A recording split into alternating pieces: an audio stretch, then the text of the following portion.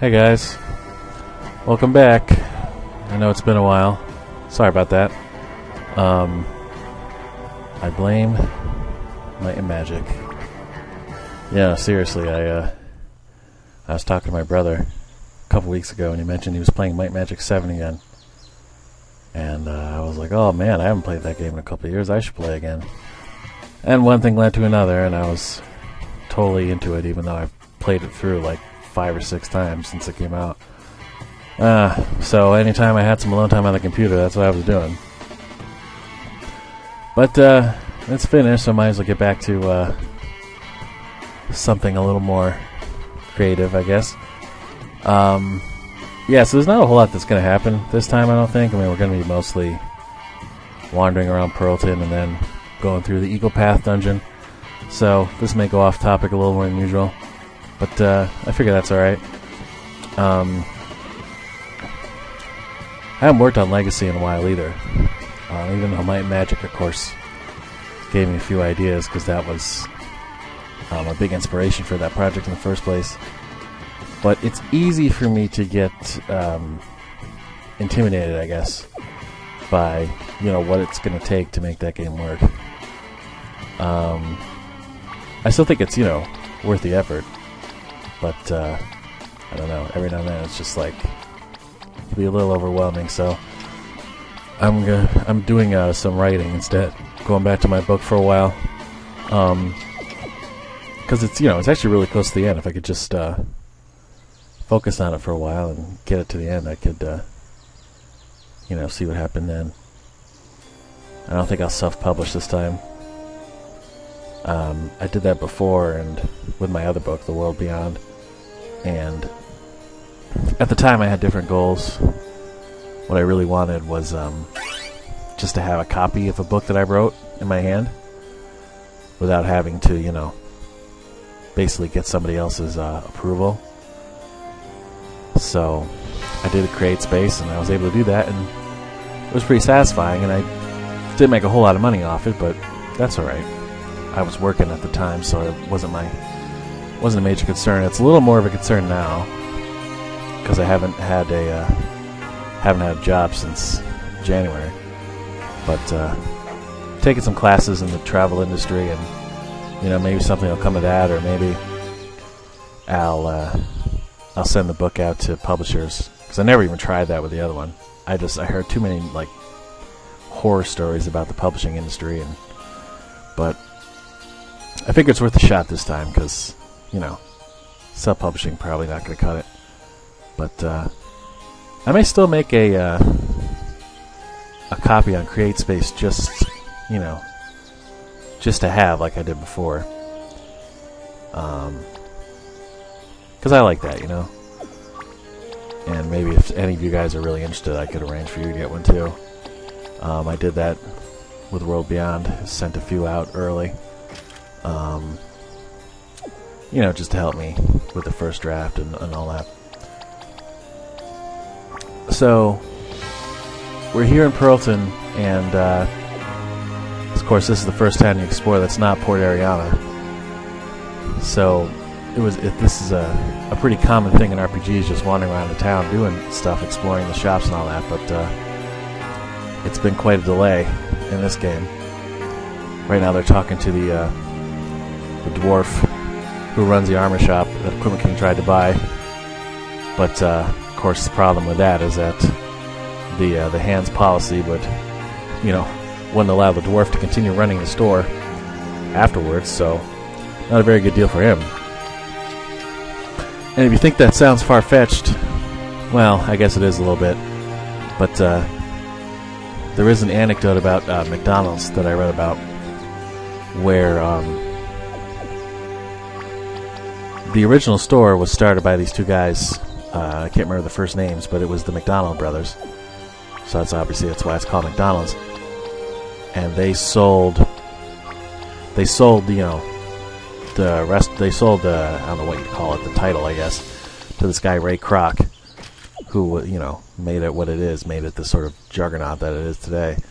And you know what he did? The original McDonald guys kept running their first shop, but Ray Kroc opened a store right across the street from them.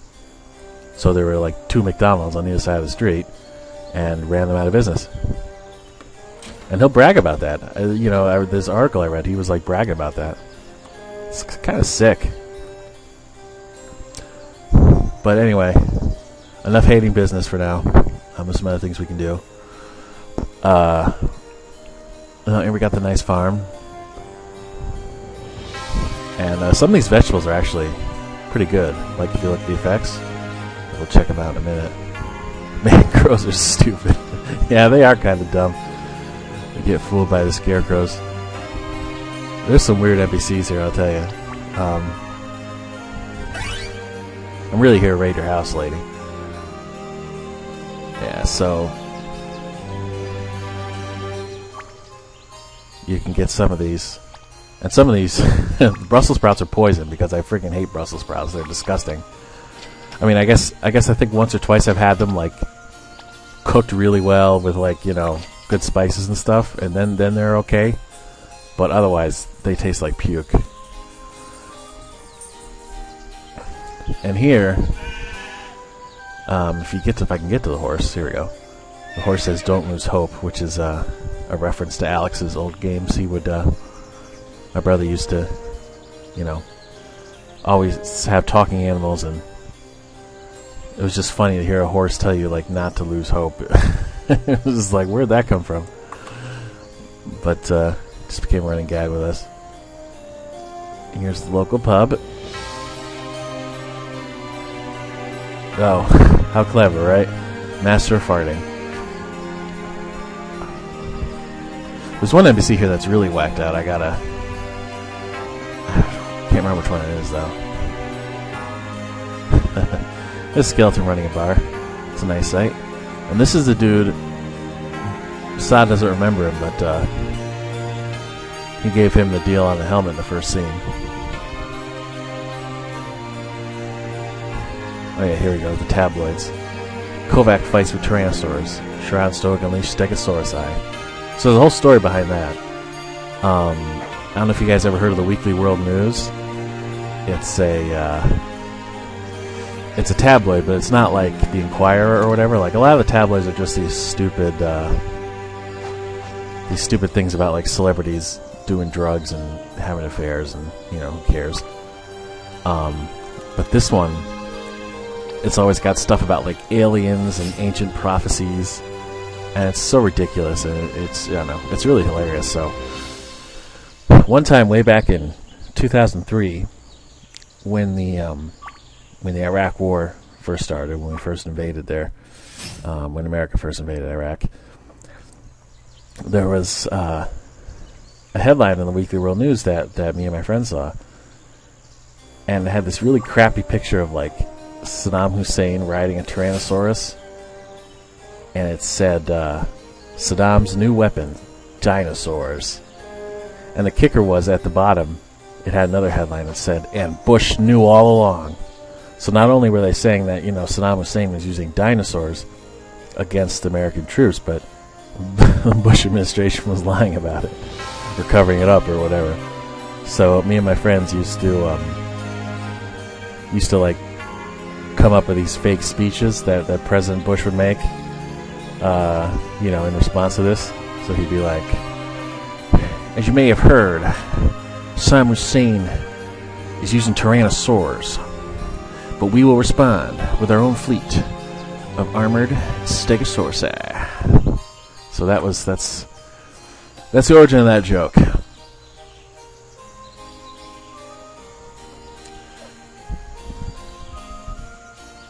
And so this is the inn where we're staying tonight. Pretty cozy little B&B.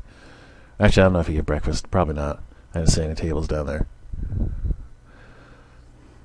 So this is where Saad outlines his plan to get into the monastery and see what he can find about Equipment King and the hand in particular, as he figures there must have been some kind of scholarly research done on them in the past couple of years. So that will encompass a lot of what's to come. Finley, of course, is still kind of wrestling with what they're up to. He's has a hard time believing that Equipment King is crooked, because he comes from a family of business people himself, so it's a little complicated for him, complicated feelings. But he's a loyal guy, so he's going to cooperate. And the monastery. So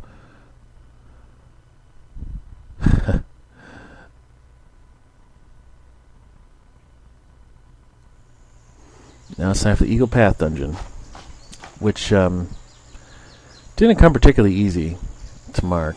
I mean, it wasn't as big of a struggle as the mine dungeon, but I know that he was having a little trouble figuring out how to make walking around a forest interesting. Punching trees. That's from the cartoon Doug. So he made a couple of maps that I remember seeing that didn't look anything like what you're seeing now. I think there was it had sort of a darker feel, like it was shadier, and there was some kind of some kind of evil presence maybe. And but it all kind of came together when he had the idea of adding a river that would sort of follow you the whole time you were there. Because once you bring water into the equation, it was a lot easier for him to come up with puzzle ideas. And so it developed from there. Yeah, he was finding it so what's the word? Just sort of it was not coming easy, so he actually took a break from this one, and during that break he made the entire Ice Palace in a week or something. That one came really easily, and he was really looking forward to that. So then he came back to this one, and we were ready to go dungeon-wise. Although as a whole, this dungeon, this arc took a pretty long time. If you were a fan back when we were making it, you might remember the long wait, especially after by comparison, the wait between Arc 1 and 2 was on the short side. But this one, there's a lot going on here. A lot of locations, a lot of story, and a lot of art too, which really was an issue. It was only towards the end of the game that we eventually got all the battlers for this forest. There's a lot of different bad guys in this forest, and they're pretty cool. But poor Anchor. There was just a lot of art that we were asking for in Arc 3. And there were times when it could be hard to keep him motivated. So that was another thing. But we just asked him a lot, and for a while we only had some of these battlers done. It was only towards the end that we had that he brought the moth, that he finished the moth guy and the tree guy, I think. And there were some that I wanted to redo, but of course we were always a little hesitant about that, because we would prefer to just have first drafts of all the battlers rather than doing several drafts of one of them. So this is the introduction of Finley's gun puzzle, or the sort of gun things, and this has changed a lot too in various versions of this. When we first put this out, it was actually you used the mouse to aim at this stuff, and it was pretty smooth, considering that RPG Maker is just not built for using a mouse in the games. So in that respect, it was surprising that it was so easy. But there wasn't really any challenge to it. You just sort of move the mouse on something, and then you could shoot it. And it really didn't sit well with Mark. Even then, he just felt unsatisfied with it for a long time. But at the moment, he hadn't come up with another way to do it, so it stayed that way for a while. Jeez, these guys are tough. And it was when one of the times we revised the old content. I think it was like, Jesus Christ. I think it was the Arc 1 through 5 bundle that we had at one point. That was when he went back and put in that system now where you have the moving bars and you gotta hit the button at the right time. And that can be tough, especially there's a puzzle in the ice cave that where it's really tough. But it's not too bad for this dungeon. But it's, design-wise, it's a better fit for the game as a whole. And, that kind of stuff, that sort of consistency was always really important to him.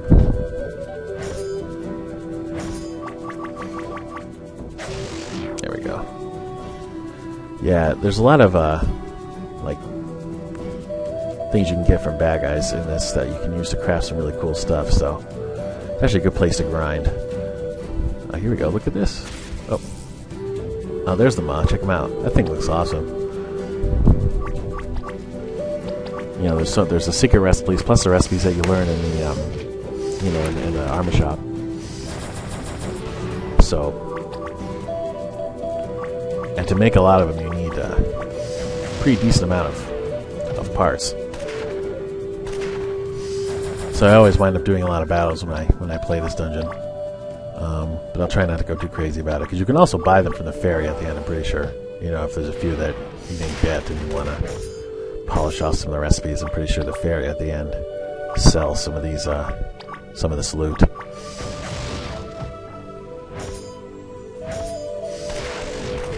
Oh, there we go. Don't you love how leveling up heals you? It's so convenient. Alright, so what do I get?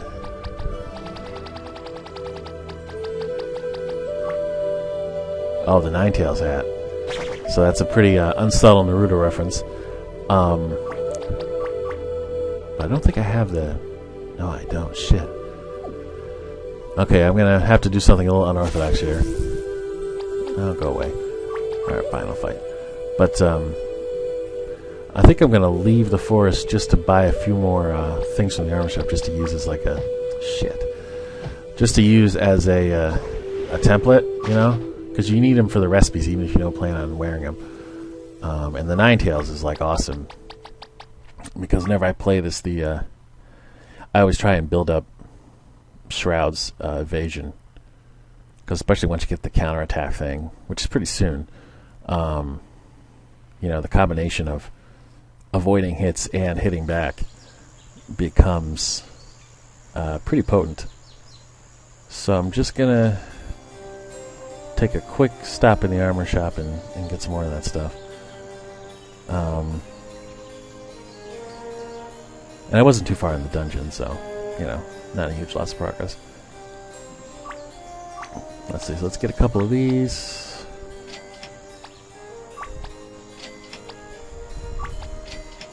Can't remember how many secret recipes there are, maybe like 3?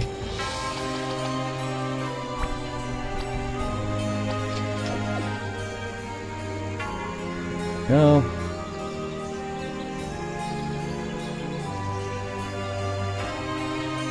This music is from Might and Magic 2, incidentally. The music from Pearlton. The music in Eagle Path is Ed Van Fleet, who, there we go. The monster repellent will help me get back to where I was quicker. Ed Van Fleet's this guy from Maine, who, made this really cool atmospheric... Oh, no, wait, no, I'm sorry. This is Ed Van Fleet. This is actually Anima, which is a similar group, just to make this really atmospheric, naturey kind of music that works great for stuff like this. Yeah, I'll talk about Ed Van Fleet next time one of his songs comes up. Okay, here we go. So we have the damn puzzle. Ooh, I gotta fight these guys because I gotta collect some foxtails. I need 9 foxtails to make the Ninetales hat.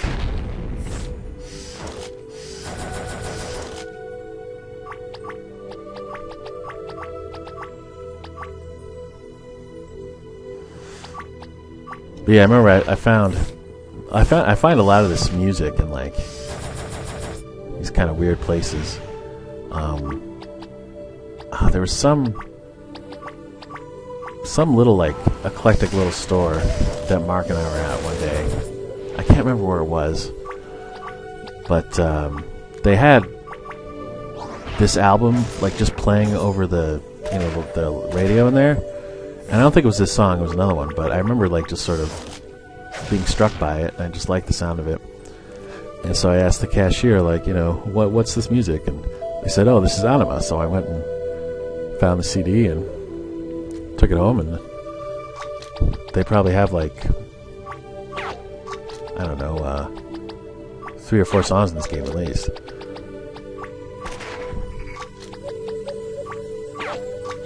Yeah, you should if you're into this kind of music, you should definitely, like, when you're in museums or, like, those little gift stores, you should totally check out the music section, because you'll find all sorts of, you know, little gems like this. Sometimes they even have, like, you know, the terminal, and it's got, like, headphones, and you can hear samples from the different albums, so that's pretty cool.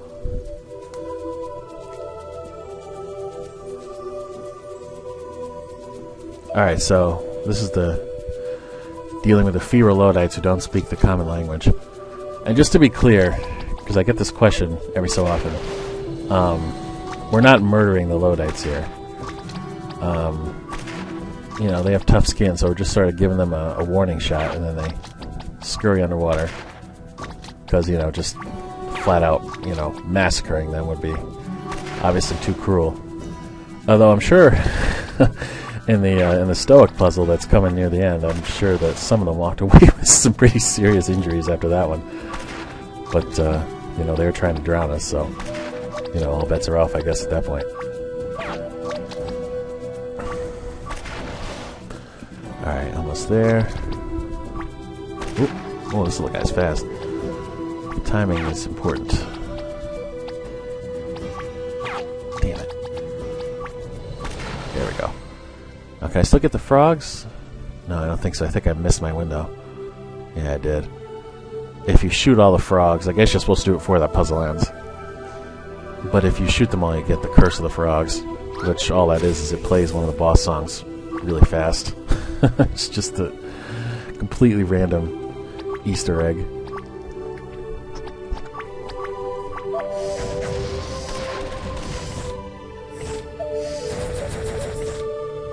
Oof, it did some damage. The Thing.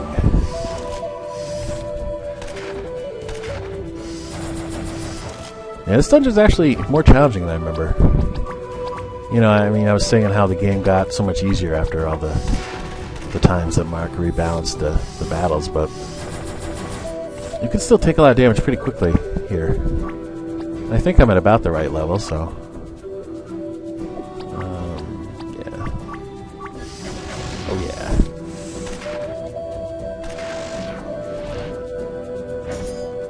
yeah. Yeah, how's that for condensed? Choose your pocket shelter. Those things are handy, I tell you. Oh, look at that. I didn't even have to. There was one of those little save fountains right there.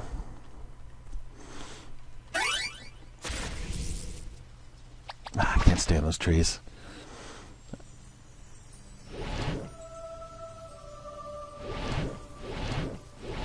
Yeah, it's just a series of little timing puzzles here.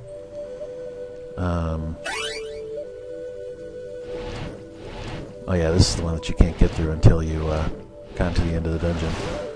I think that's where,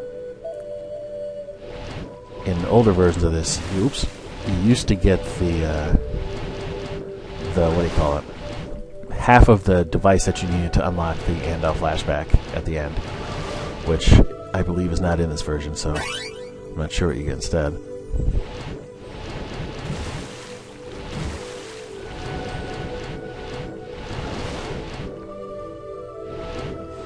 Since the secret ending was designed to look like a silent movie, you actually had to craft a projector. So it was a a reel and like a projector, I think you had to put together to get it. What do we have here?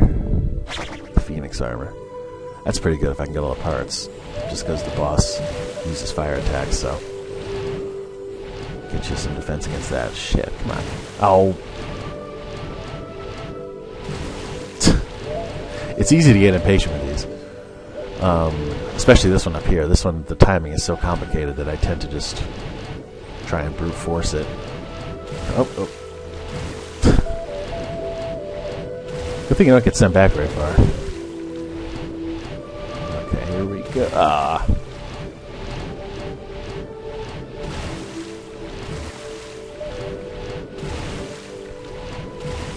No. Well, guys, this is it. This is the rest of the video. No, I'm not kidding. There we go. I got it. No, we are getting reasonably close to the, where I should stop. Oh, and here's another reference to explain. You can face the wrath of the lemon launcher. That's from Darkwing Duck. I don't know if any of you guys ever saw that cartoon. But there was an episode where basically Darkwing Duck and his sidekick made friends with some really powerful superhero guy, and you could summon him by whistling. So when they were, confronted by the villain, they were about to whistle, but then, the villain Steelbeak had planned ahead, and he said, "Face the wrath of the lemon launcher," and he pulled out this gigantic cannon. It was under a curtain, and it shoots lemons, and it landed right on their beaks, so they couldn't whistle. So they invented that huge device just to keep her from whistling. And it was so random and funny. It just, I don't know, just loved it. Ah, fuck. These trees, man. They just don't go down easy. I guess because they're trees. I mean, it makes sense.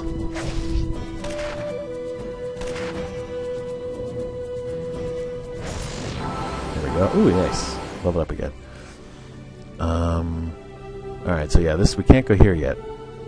I don't think. Yeah.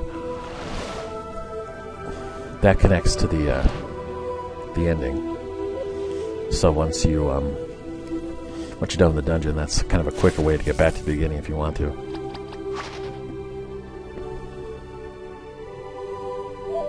And here's a treasure chest, but can't get it that way because it's down the ledge.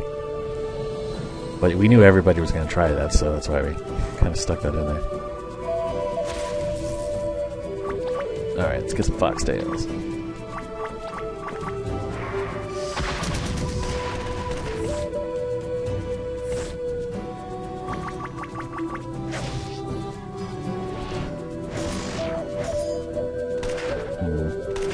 Not sure when a good place to stop this is.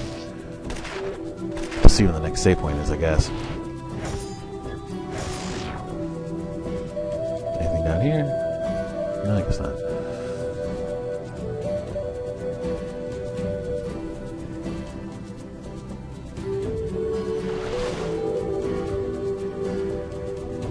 Oh yeah, so they're... I don't know, the explanation on this one is... Oh, I forgot that treasure chest. Oh well, probably didn't have too much.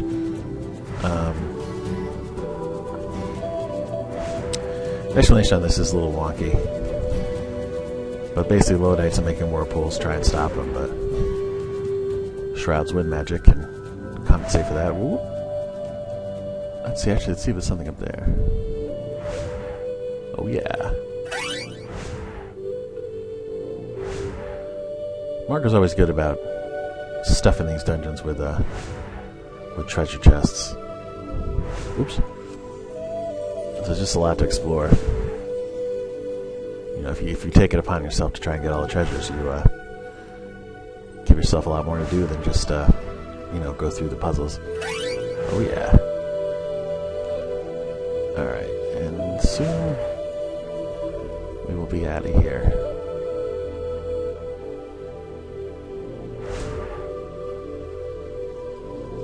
Oop, ah. The timing on the last couple gets tricky. They go fast. But I think I've just about got the hang of it. Nope. Sorry, guys.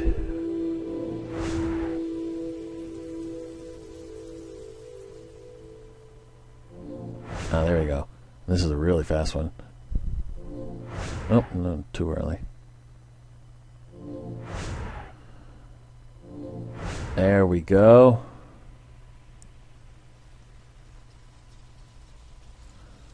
This is almost like luck. Look at that.